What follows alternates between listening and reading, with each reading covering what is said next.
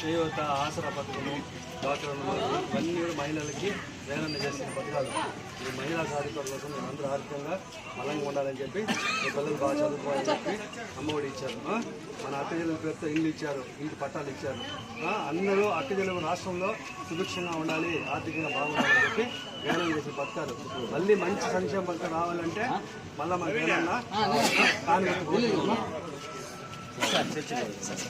పట్టి అంబేద్కర్ జోహార్ అంబేద్కర్ జోహార్ అంబేద్కర్ జోహార్ అంబేద్కర్.